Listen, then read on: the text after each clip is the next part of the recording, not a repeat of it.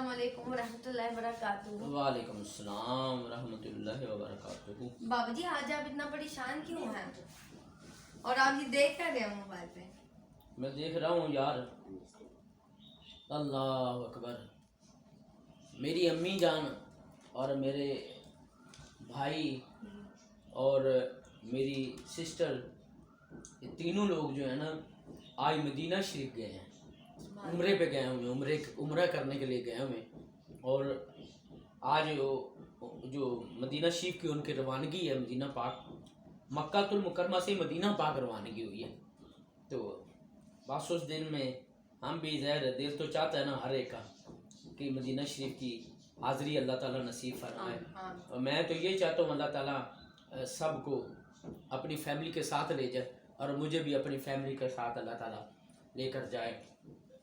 कि उनकी जो तस्वीरें पिक्चर देख रहा हूँ, ज़ाहिर है कोई भेजता है तो ये अच्छी बात है, और वो बंदे की याद ताज़ा हो जाती है, याद आ जाती है मदीना शरीफ की हाज़री की, फिर बंदे को आ जाती है।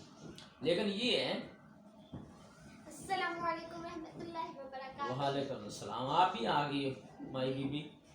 वो जी बाबा जी, बस आज आप हमें मदीना पाक के बारे में बताएं। मैं बात वही कर लेते हैं, चले आज उसी बाबा पे जी बात वो करते ना हैं। एकदम मैंने यूट्यूब मैंने खोला था तो ना नजर पड़ी एक वीडियो पे, तो ना उसमें ना बच्चा नार पड़ा था, तो ना वो अपने बाबा से ना ऐसे पूछ रहा था मदीना पाक के बारे में नात में, प्यारे बाबा ये तो बताओ शहर मदीना कैसा है, प्यारे बाबा ये तो बताओ शहर मदीना कैसा है। मदीना पाक जो है ना सरकार दो आलम सल्लल्लाहु अलैहि वसल्लम आपके शहर की तो फिर बात ही बड़ी निराली है ना। आपका की शान अल्लाह ताला ने बड़ी मकाम अल्लाह ने रखा है, बड़ी शान है आपकी। तो मैं आपको यही बताता हूँ, पहली बात तो ये है कि अगर अल्लाह ताला हाज़री नसीब हो जाए ना, आजकल लोग ज़्यादातर जो है ना जाते हैं मदीना पाक हाज़री के लिए, तो वहाँ पर है ना एक तो तस्वीरें शुरू कर देते बनानियाँ।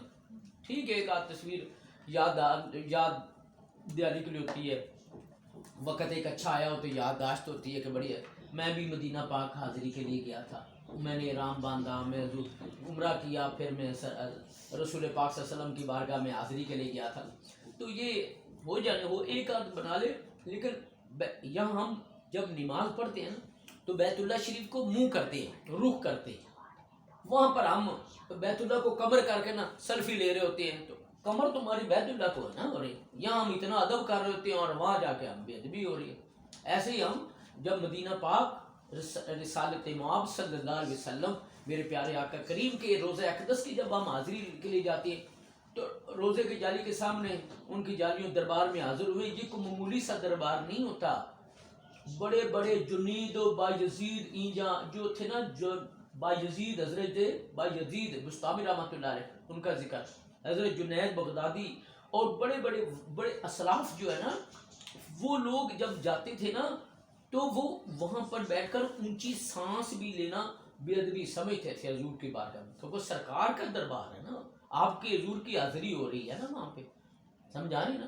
तो ये लोग अब रोज़े पाक को गुंबद खजरा की तरफ कवर करके फिर ऐसे सेल्फी ले रही होती हैं और व्हाट्सएप के ऊपर फेसबुक पे हम डाली होती हैं भी हम पता लगे लोगों को हम मदीना शरीफ गए हुए हैं, हाँ जी। और ये नहीं पता चल रहा कि हम कमर रसूल पाक सल्लल्लाहु अलैहि वसल्लम की तरफ जालियों के सामने हम गुजर रहे होते हैं ना, कमर करके ऐसे सेल्फी ले लेते हैं और भेज रहे हैं कि हम यहाँ पहुँचे मस्जिद नबवी में शरीफ में हैं।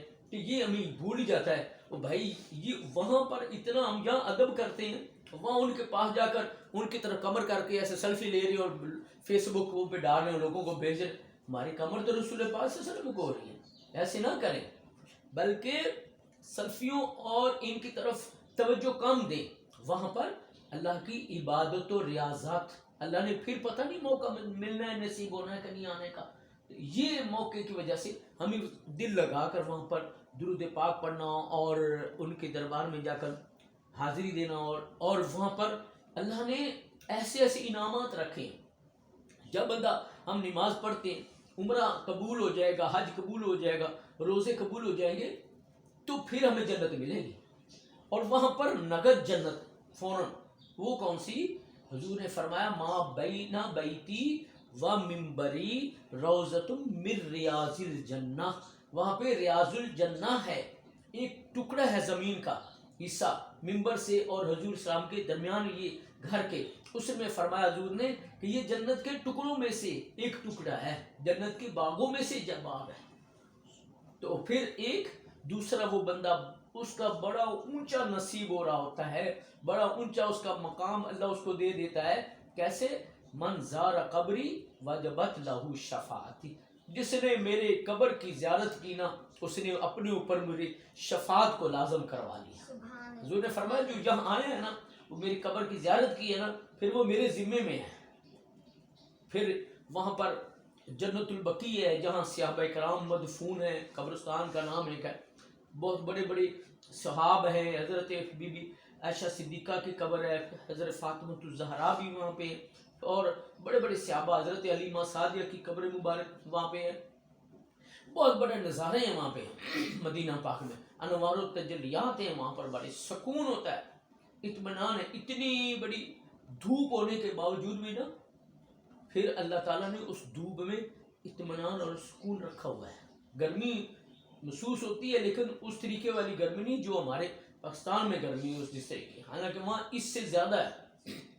لیکن وہ کیا بات ہے اس جگہ کی, ہر بندے وہاں پر جو آتے ہیں رسول پاک صلی اللہ علیہ وسلم ان کو قبر انور میں, جیسے ہم ہمارا میت جو ہے قبر میں پہچانتا, ان کی قبر پر جائے نا تو وہ میت مرنے والا اپنے آنے والوں کو پہچانتا ہے, میرا رشتہ دار آیا ہے, میرا بیٹا آیا ہے, کون آیا ہے. تو ایسے ہی رسول پاک تو اپنے امتیوں کو پہچانتے ہیں نا. وہ ہستیاں جو ہیں نا, بایزید بستامی رحمۃ اللہ علیہ, جنید بغدادی رحمۃ اللہ علیہ, اور ہمارے اسلاف جو بزرگان دین بھی پائے, اور صحابہ جو تھے وہ ان کی خواہش اور تمنا یہ ہوتی تھی. اور حضرت عمر فاروق رضی اللہ تعالیٰ عنہ ہر وقت نماز میں دعا یہی کیا کرتے, ہر دعا میں دعا کیا, یا اللہ مجھے شہادت کی موت دینا اور اپنے محبوب کے شہر میں مجھے موت آئے, اور میرا دفن تیرے محبوب کی ذات میں ہونا چاہیے, یعنی کہ مدینہ پاک میں. مدینہ پاک میں اللہ تعالیٰ نے ایسی انوار و تجلیات رکھی ہیں, اور حضور کے دربار کی حاضری جو ہے نا, یہ بندے کو اللہ نصیب کر دے تو اس کا مقدر بہت اونچا ہو جاتا ہے.